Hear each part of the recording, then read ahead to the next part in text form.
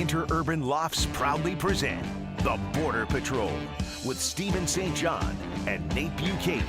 Good morning, my neighbors! It's showtime!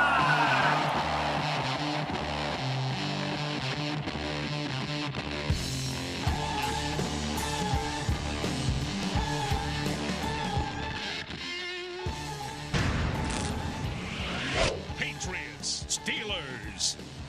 We'll call it 2nd down and 7 for New England. It's a 4-receiver set, trips to the left. 6 defensive backs here for the Steelers. Motion man Thornton to the left side. Zappi to the right. Hooks a pass, caught by Elliott, turns it upfield, dives, and he's in! Touchdown! The Patriots march down the field and cash in. Bailey Zappi to Ezekiel Elliott. 2nd and goal from the 1. Trubisky forces his way in for the touchdown. The Steelers have cut into the New England lead. It's 21-16 with 11:44 to go. Pittsburgh needed it. They get it done on the ground with Mitchell Trubisky from 1 yard away. 4th down and 2. 2:01 on the clock. From the 49-yard line of Pittsburgh. Shotgun formation, 3 receivers to the left, 1 to the right. Trubisky in the pocket. Trubisky off his back foot, floats it high in the air, incomplete. A battle downfield between Johnson and Jones, no flag. And the Steelers come up empty on 4th down with 1:55 to go. 3rd down and 3. Kansas City trying to add to its lead. Kelsey, the motion man, low snap. Mahomes moving pocket. Mahomes floats it up, caught! Touchdown, Travis Kelsey! Kelsey finds a blank space for the score. 1st and goal. Take the handoff, pass in the middle. Kelsey's reaching for the goal line, and he's shoved across. Oh my gosh. Still waiting for the signal. I think it's a touchdown. Now they're up with arms. Touchdown, Kansas City. Under 50 seconds in this half. To him. Out to Hill. That goes low. Ball's loose. It is loose and picked up and rattled. Brian Cook. Touchdown. Kansas City. Trent McDuffie knocked it loose. And then Cook takes the lateral the distance. What a 3rd down goal. Pacheco. He may have pierced it. Plummeting in. Touchdown. Isaiah Pacheco puts it through. On a 1-yard touchdown run through the defense of the Raiders. Bills, Chiefs. You got to continue to get better and better throughout the season. I mean, we want to always win 14, 15, whatever games every year, but that's not how the NFL works. It's about parity and bringing teams together. And like I said, we're sitting here 8-4, and we're going up against a great team. And if we can go out there and find a way to get a win, we can just try to build off that momentum and try to ride that through the playoffs. And so 8-4 is 8-4 at the end of the day, and we're going to continue to get better and better. We look forward to the challenge of playing the Bills. Obviously a good football team, and they're familiar with us, we're familiar with them, and we should be, like I said, a heck of a football game. So without time to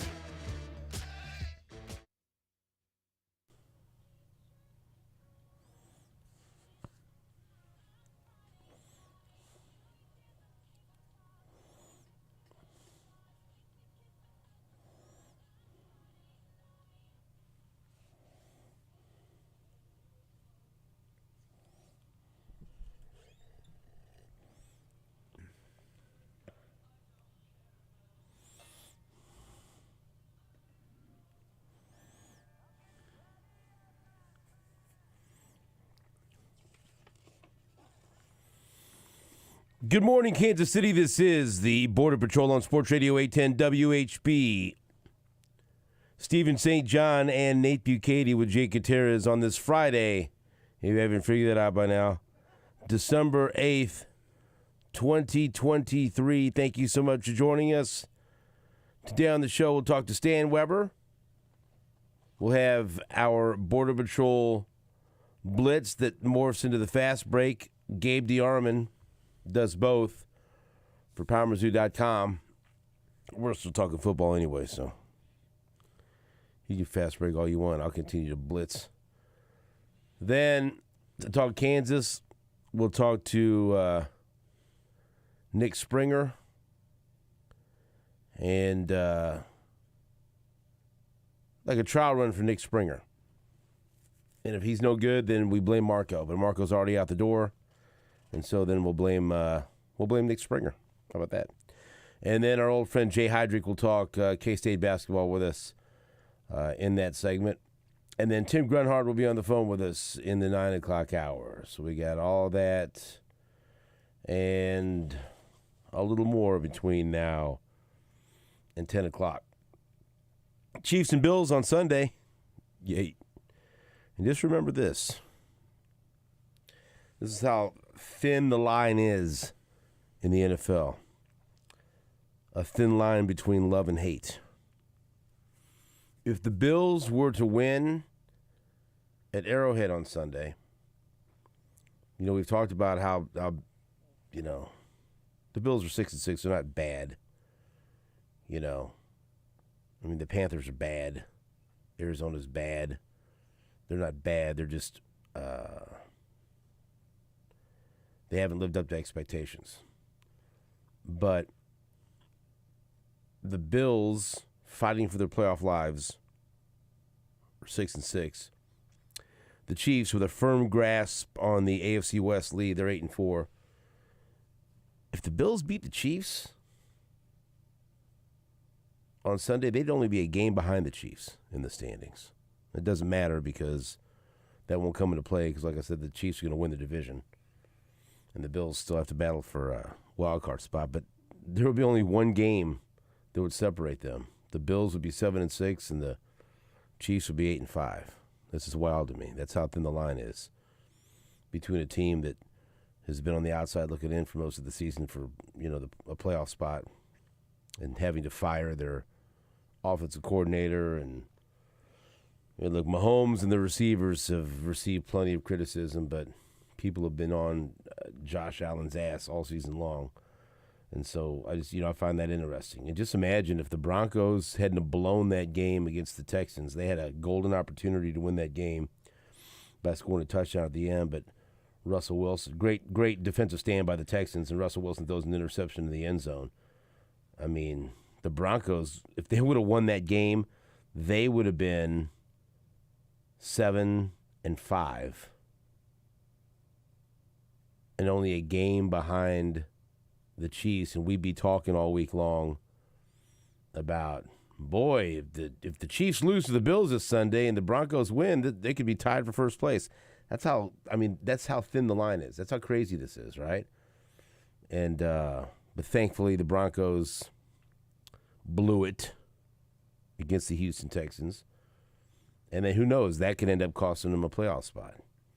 Because those are two teams that are battling for a wild card position, and now the Texans have the head-to-head over the Broncos. But right, that's why I screamed when that I was as into the end of that game as I've been, locked into any non-Chiefs NFL game this year. Plus, I like watching C.J. Stroud play. That was a fun matchup. And it just had the feel of a playoff game, and it was great inning, great finish. That defense is damn good too. Yeah. All right. Look, hey, if you look at what Houston has right now, and the young receivers they've already drafted, and how they already have quarterback locked up now, and the draft capital that they still have, I mean. I thought it was stupid when it was made, but the further we get away from it, I think we will all gain an appreciation for how moronic the Deshaun Watson trade was for Cleveland. When you combine what they gave up as far as draft capital and what they gave up as far as money, Deshaun Watson would have, he needed to go back to the level of production he had before he was suspended and out of football, or whatever you want to call it, right? Before he missed all that time.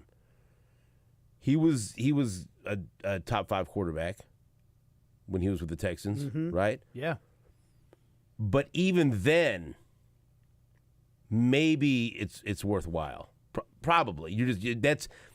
That's what they paid for, right? They paid for top 3, top 5 quarterback in the NFL, Deshaun Watson.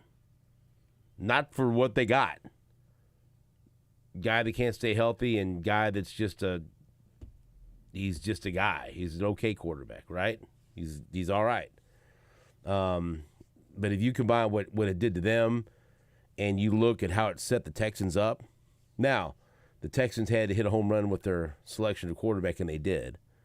And they did a nice job of putting some pieces around him, and it looks like they landed on the right guy finally at head coach, D'Amico Ryan. So all that had to come together. But my point is, looking at Houston in the next few years, that's going to be a scary team because of all the draft capital they have, and now they can just build around C.J. Stroud for the next several years, next couple of years at least, with his rookie quarterback. So, yes, to your point, yes, very impressive what they have. But that was a great game, and they beat the Broncos. But, man, it just, and the Chiefs have lost games that they shouldn't have lost. But, yeah, it's everything's so tight right now. The Dolphins are 9-3, the Ravens are 9-3, the Jags are 8-4, the Chiefs are 8-4, and then you get all these other teams battling. Browns, Colts, Texans, all 7-5.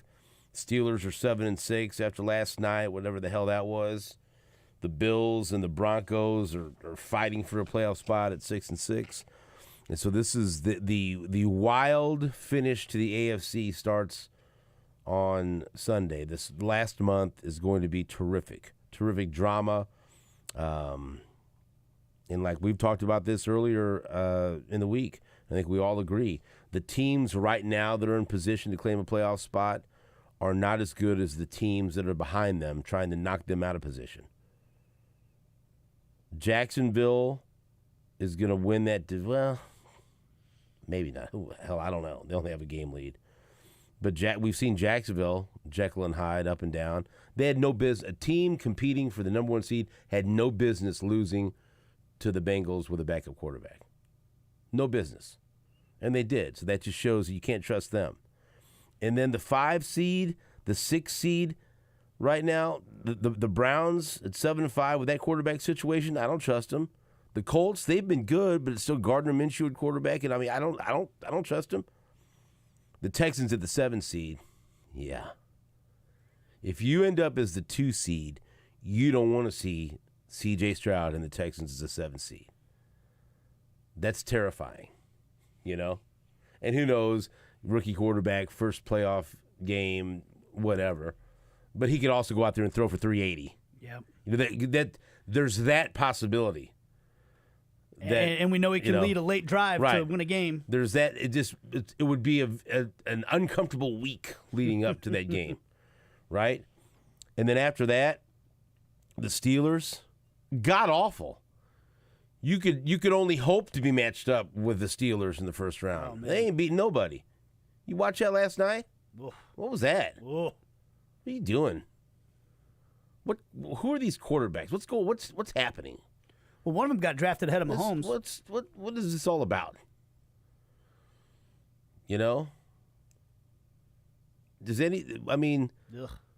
Don't you ask the football lords, please give us the Steelers in the first round somehow? They're not. I don't think they're getting in. They've fallen out of a playoff spot. They're 7-6 now when the arrow pointed down. The Broncos, they could end up being a tough matchup for somebody in the first round of the playoffs. Tougher than the Browns or the Colts, I think. The Bills, same thing. I would much rather play the Browns or the Colts or the Steelers than the Bills. Absolutely. I don't need that. You don't need the Bills to be the 6th or the 7th seed. You're just tempting fate. No. So root for the Browns to hold on to a playoff spot. Root for the Colts to hold on to a playoff spot. Root for the Steelers to get hot. I don't think it's going to happen. I mean, you could say the Bengals, yes, could be dangerous, but still with Browning at quarterback, I'm not going to lose any sleep over it. The Chargers, you want to say that they could be dangerous with their talent, then you watch them and you think, they suck. They're just not that good. And their head coach is just, his days have to be numbered. And so the teams that would make you at least somewhat nervous, and I'm not just talking about from a Chiefs perspective, from anyone's perspective that has to play in the first round of the playoffs, the Texans, the Broncos, and the Bills. Those are the matchups that would make you nervous if you're hosting a wild card. Browns, Colts, Steelers, not so much. But here comes one of these teams, the Bills. And the Chiefs could go a long way to taking care of that situation and knocking them out. And who knows? Maybe it's the Chiefs that come up a little bit short for the 1 seed and end up as the 2 seed. And so the Chiefs could be doing themselves a favor by beating a huge favor, not only keeping themselves in contention for the 1 seed, but kicking Buffalo out the door, knocking them out, and preventing any kind of matchup like that.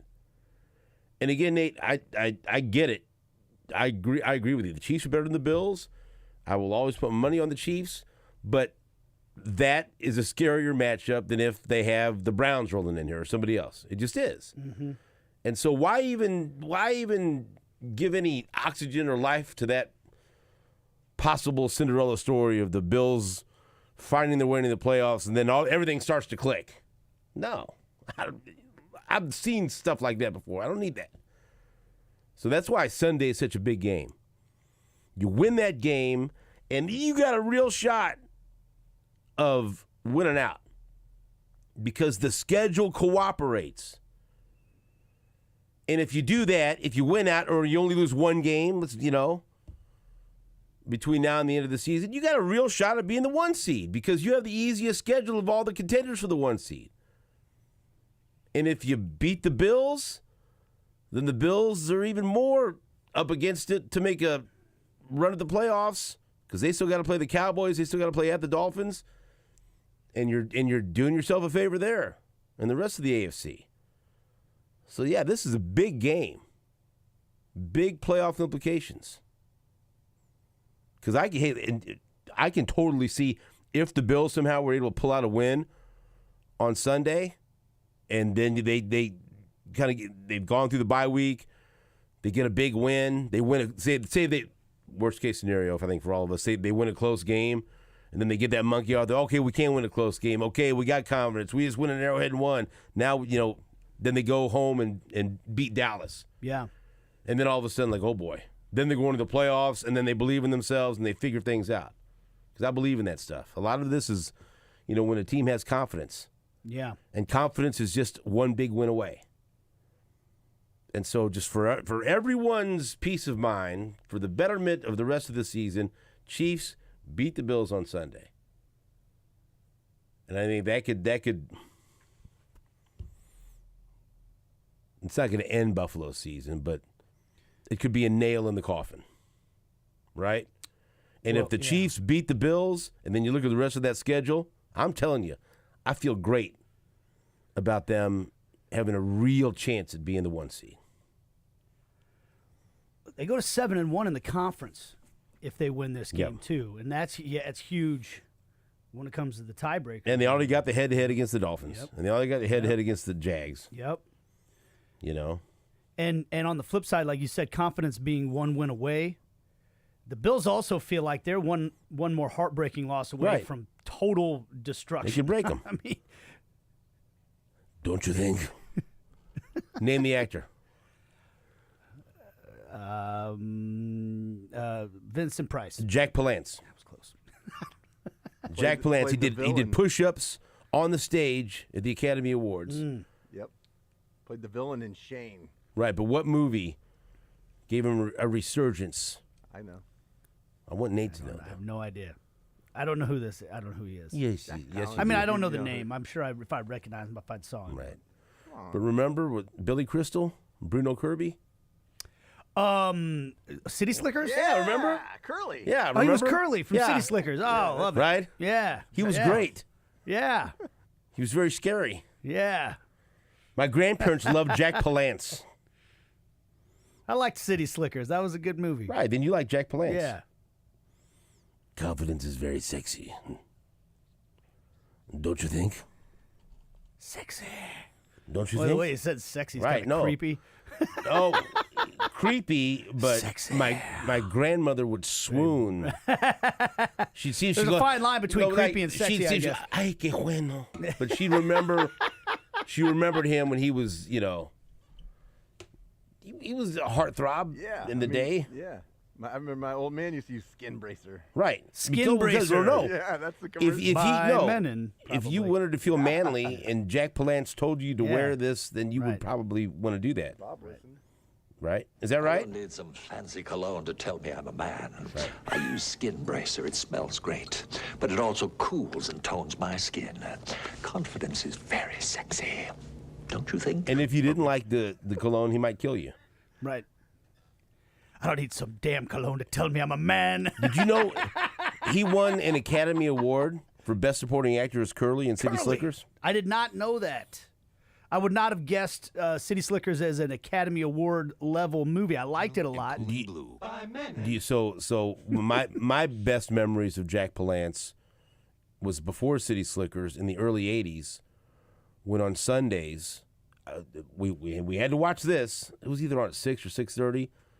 Maybe you experienced this. You're close to my age. Ripley's Believe It or Not. Oh yeah, I remember that Remember, show. he was the host. Okay. And All he right. looked at you. He goes, "Believe it or not." I don't know. I'm not sure what. The choice is Yeah, yours. yeah, well, hey, it was somewhat threatening. Like I believe it. I believe it, Jack. But my grandparents, God love them, and my grandmother being from Mexico, and she just spoke a little bit English, broken whatever. She'd just be fascinated by this. She'd be like, and she'd like, I don't know if I believe it. Just like, yeah. No puedo creer. No, she was like, I don't know. I go, no, Grandma, no, don't believe it. Huh? Es posible, Grandma. Right? She was just so captivated by this, and then Yeah. she did, and then he come out to believe it or not. And confidence, right? Confidence would be very sexy for the Chiefs. How about that? Yeah, the So- Bills so- don't seem to be swimming in confidence Right. right now. There's people writing articles, saying things. Right, but again, confidence is a win away. Right. Yeah, a win at Arrowhead would do a lot for anybody's confidence. Right, and you know how they feel about that because the hatred that we once had for the Buffalo Bills in the 90s is that roadblock. Yeah. I'd sit there, and maybe I was wrong. Maybe I was just trying to make me feel better about things. Like, if it wasn't for the Bills, the Chiefs would have gone to at least 2 Super Bowls in the early 90s. Maybe not. Mm-hmm. But that's what I convinced myself of. And you know what they're thinking. If it wasn't for these stupid Chiefs, we'd have lost. We'd have at least gone to 2 Super Bowls. Mm-hmm. The one they lost, the AFC Championship game, they lost here, right? Mm-hmm. And then the 13-second game. So the amount of anger from not only the team but the fan base towards the Chiefs, and why wouldn't you? Because we went through that in the 90s. They were our roadblock, and now we've been their roadblock. And guess what? Just in time for Christmas, the Chiefs could be a roadblock again for them getting to the postseason. So let's do it. That's why I'm just super excited about covering the game on Sunday with Todd Lebo. Something else I want to mention in the opening segment here, the documentary Brett, last night on MLB Network, was outstanding. And look, there was never a chance that I wasn't going to love it. So I'm biased, right? That's just how it is.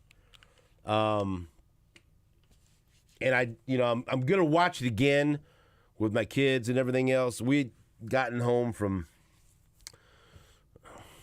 sushi night. Shout out Mr. Lee's. What up? Northland. Yeah. You know, the girls, it was their pick, and they wanted sushi, so let's go. Good pick, girl. Yeah, sure. Well done. Right, absolutely. And so we're getting home about 15 or 20 minutes beforehand, and, you know, it's mass chaos when everyone's getting home. And so I'm just, you know what? I'm just going to settle in. I'm going to sneak off to my little corner. I'm just going to lock in and watch this by myself. Susan watched some of it, and she loved it. But the roller coaster of emotions that I had watching that documentary, and I'm going to be honest with you, there was a part of it, it was super hard for me to watch. Really hard for me to watch. It was hard for me to watch when they went through the 76, 77, and 78 playoff losses to the Yankees. It was just very difficult because there are certain losses, there are certain things, and I'm so grateful that I have such a collection of clear memories of watching those games in that era with my grandparents or with my mom or with my dad, being even like 5, 6, 7, 8 years old. I have great memories of watching the 80 World Series with my grandfather. I remember him calling us after Brett hit the home run in Game 3 of the ALCS.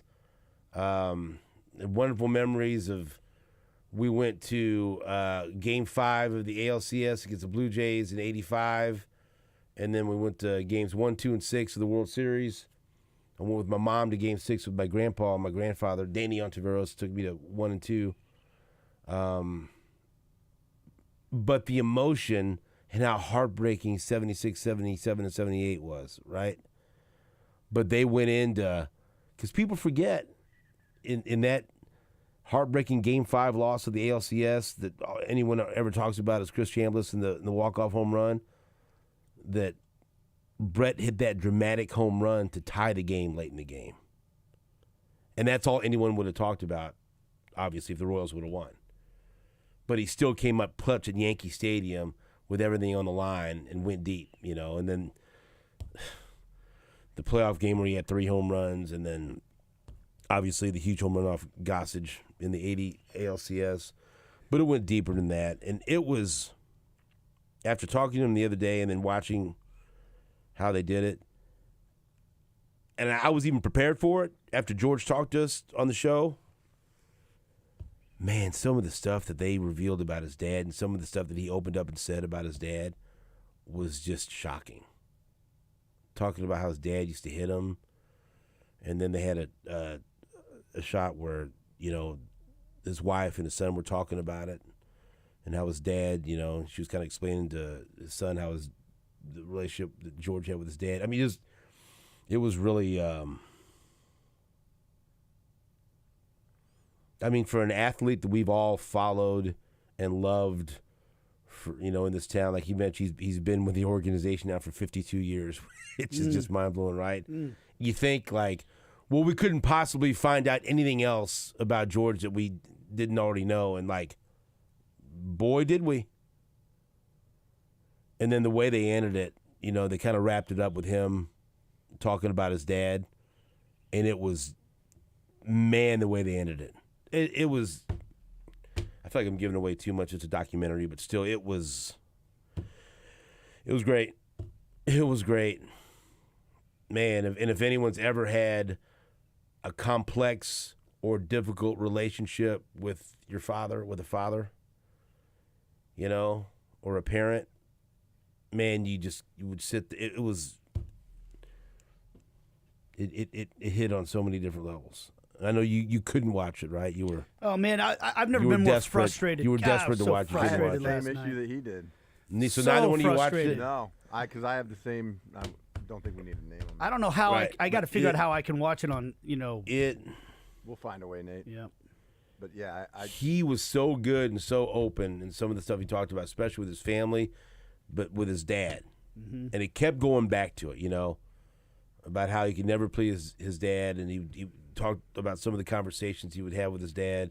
And I had heard before, and he'd even told me this before in an interview, you know, after the 1980 season when he came up short and he hit 390 and didn't hit 400. and he talks to his dad right after the season's over.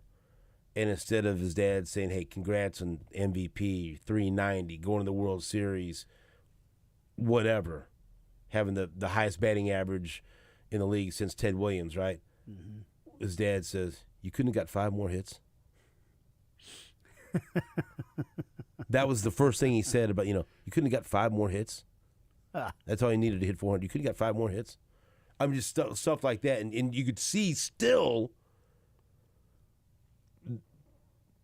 the hurt in George's eyes, and the pain that he felt. It was that part of it was just that's why I said it was emotional to see that. But then going through all the highs along with the lows, and they did a great job of showing how devastating the Yankees' losses were, and then how great it was to win in '80, and then how great it was to win in '85, and it was, man.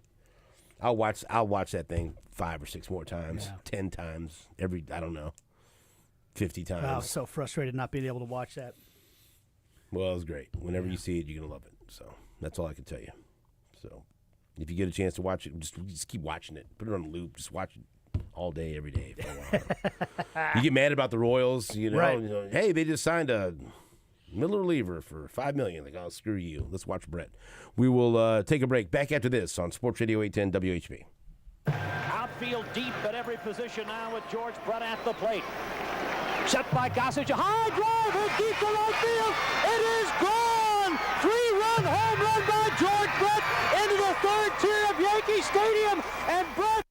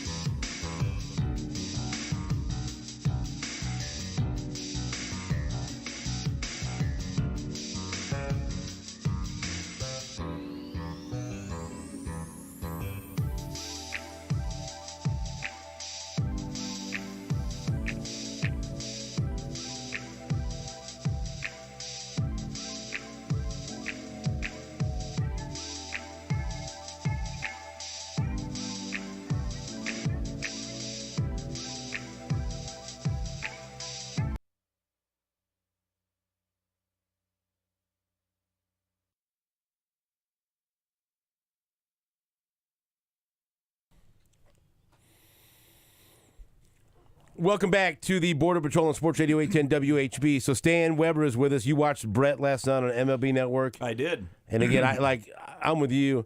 I was ready for about 2 hours more because there's so many different things that could have gone into, and you only have, your allotted time. But it was, I already said it was great. I mean, I loved watching. I love when they do the montage. When someone's speaking, they may show a highlight that doesn't last very long, swing, hit, line drive, and they may show 6 plays.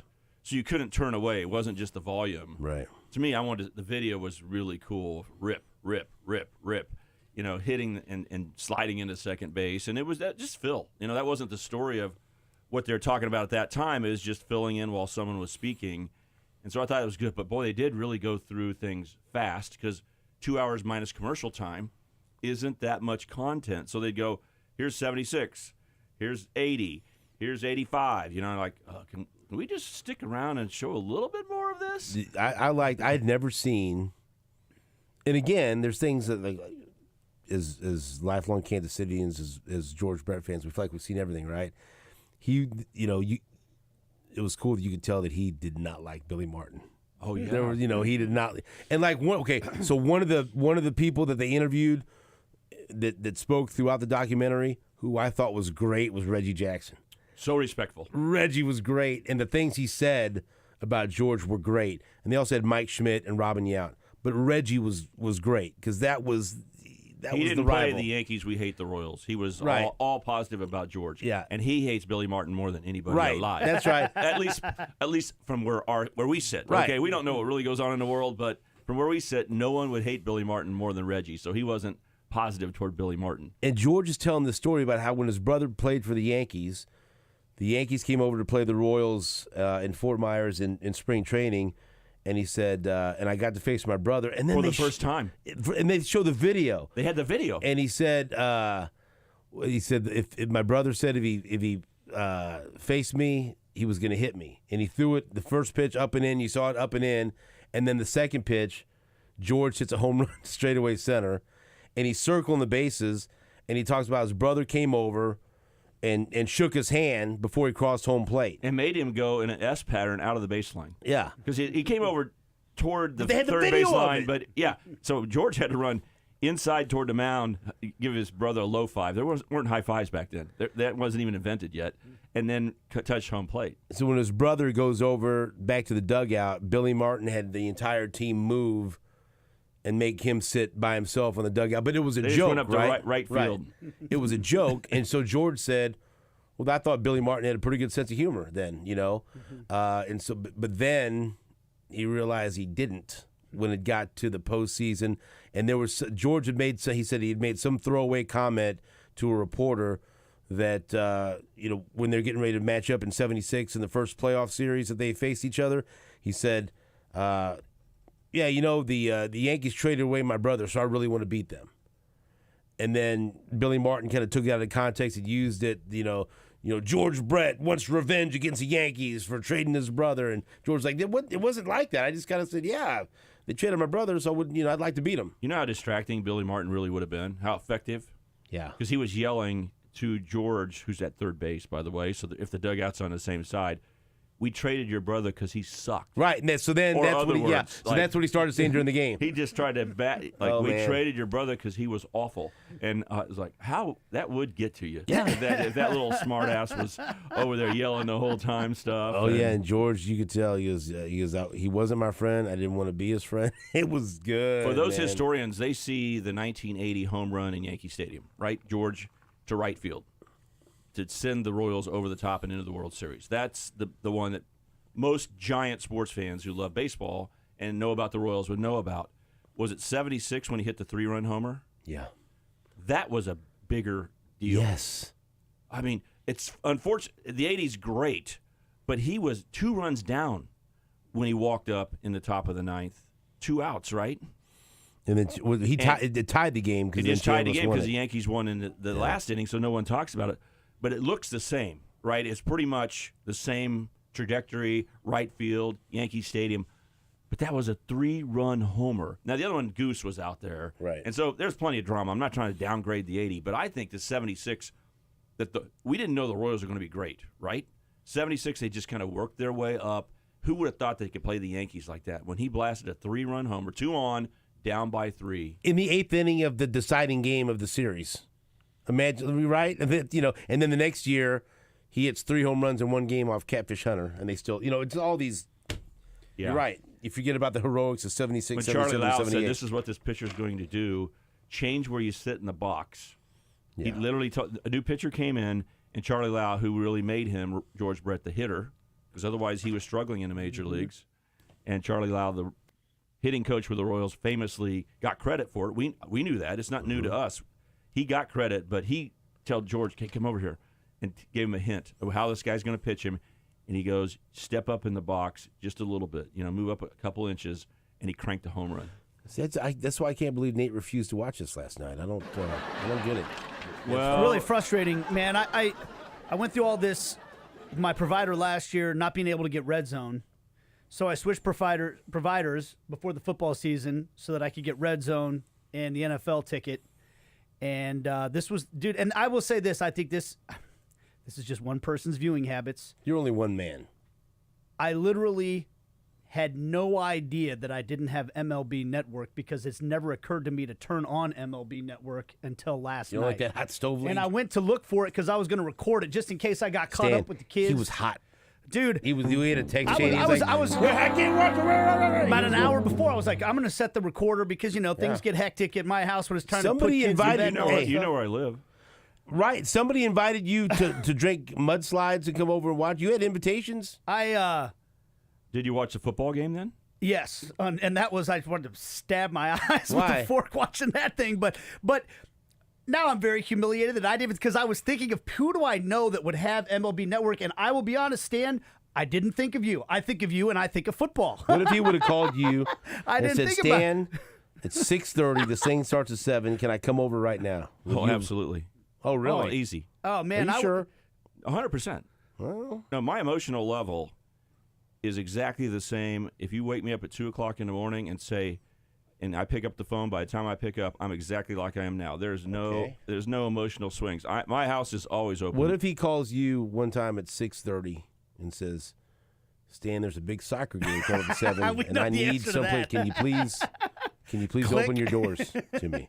What would you say to that? I have different spots that he could sit in my house, but I wouldn't be there. He wouldn't.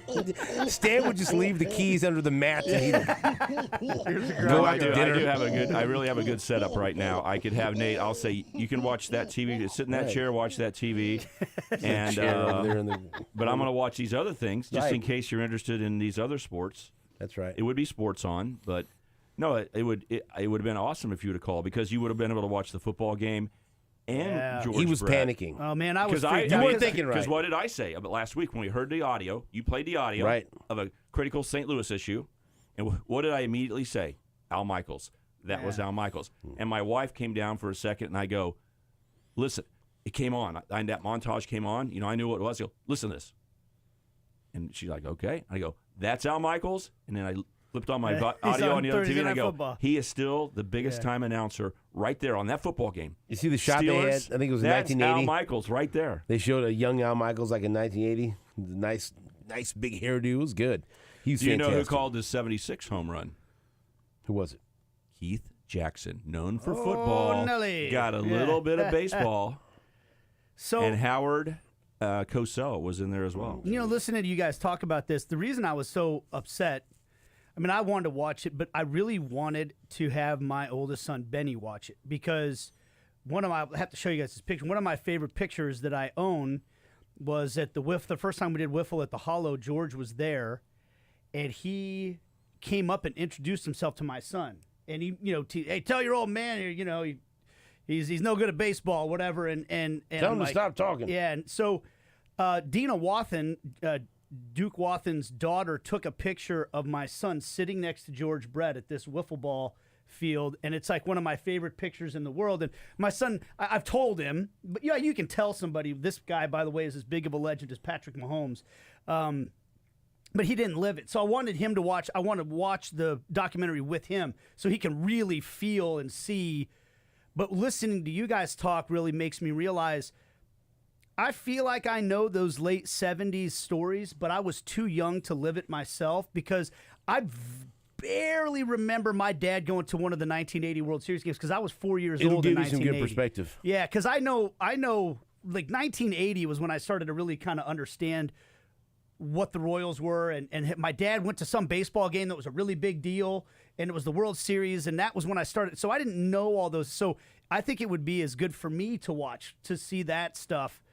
I'm not seeing the footage of Chambliss' home run, but even the stuff you're talking about, the other George Brett home runs, I don't really know those. I don't know that stuff. And so it would be good for me to watch as much as my son. So I got to figure out how to get it. Maybe Stan will come over and visit your house. Wow. Bring my son and we'll watch it. Inviting yourself. We'll take a break back after this on WHB. Come out and play Game 7. That's all you had to do was play Game 7.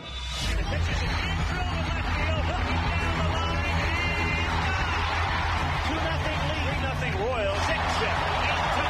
They're in double figures, and it's 11-0 as this massacre goes on. You didn't show up for Game 7, you lost 11-0. Suck on it.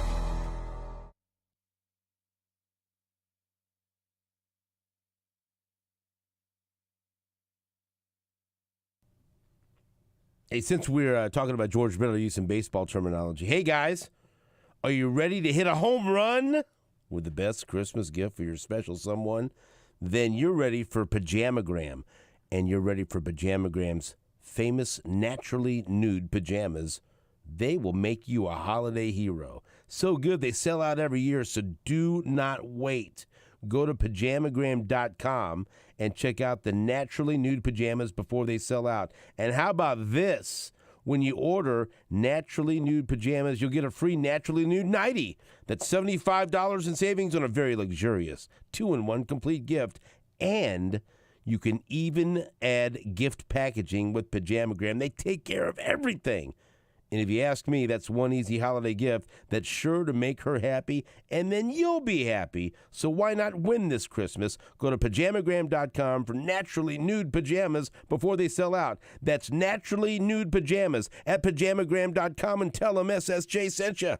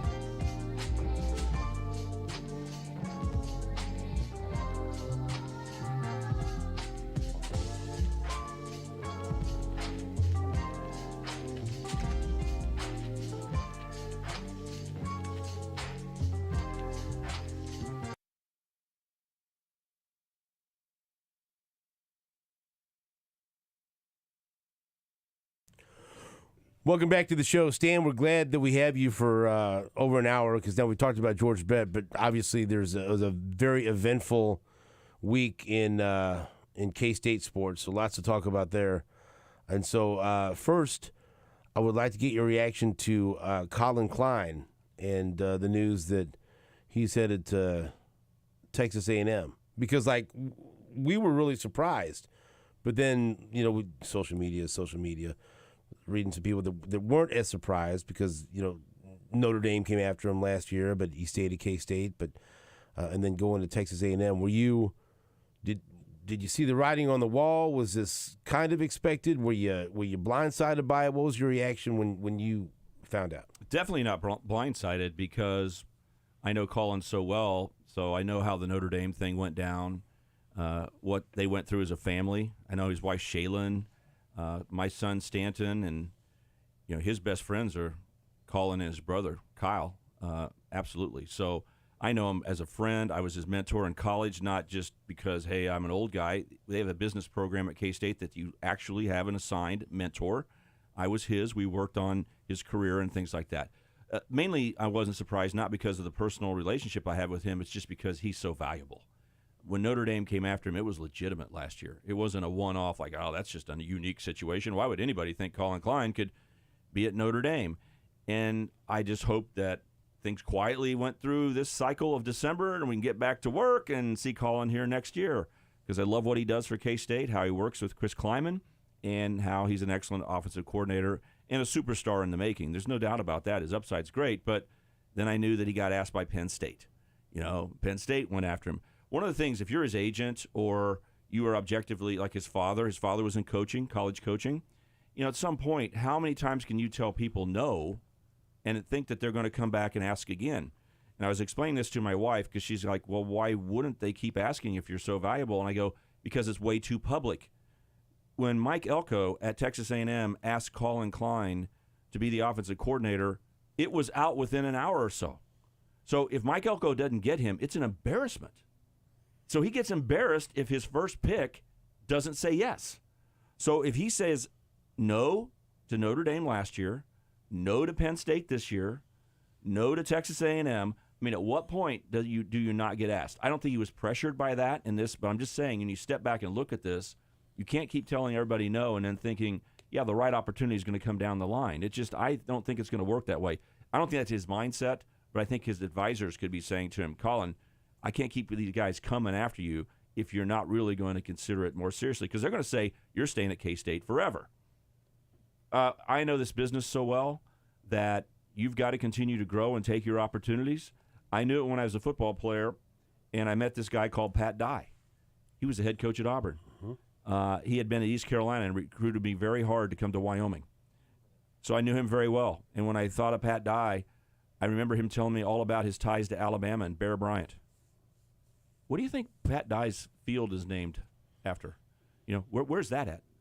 Auburn. Does anybody hate anybody more than Alabama and Auburn? Yet Pat Dye, when he cycled through and his opportunities came, he became the head coach at Auburn. So I know how this works. They've got to continue to move in their career, do what's best for them and their family. Why would Mike Elko be a good situation? Why would Colin never be attempted this? Number one, he's been a head coach before. He won at Duke, which is hard to do. He's been at Texas A&M before, so he knows how crazy it is there. He's going back to a place he just came from as a defensive coordinator, and he's a defensive guy who hired Colin. If Colin followed an offensive guy, would he even actually get to run the offense? Would he actually call the plays? What Elko could deliver is say, I'll take care of the defense and the team and the collectives and the alumni and all of those things, but I need you to do the offense, man. So when you have someone you respect and really needs you and wants you to do your thing and flourish, just like Chris Kleiman. Chris Kleiman says, I'm a great defensive guy. Colin, I give you a lot of room on offense. It's been perfect. So it's sad to see him leave K-State. I hope he comes back. You don't know how this is all going to cycle. You never know, but it'll be great for K-State if Colin Klein is ever named 5, 10, 20, 30 years from now as a head coach at K-State. It will be a winning item. He is amazing. And just because he's my friend, I do not evaluate him with extra credit. He's had to prove it to me, but he has proved it. I believe in him so much. And I told you guys stories. I won't tell you the stories about when I was with him for Stanton's wedding, but that's when it solidified. Like, this dude is so serious. All he can do at a wedding is just smile and say hi. He has no desire to dance. He just thinks about football and his family and God. God first, family second, football third. But he's all seriousness, man. And I go, oh my gosh, you're already awesome, but you're wired to be elite. We have Stan Weber in studio. We'll talk more about that after this on WHB.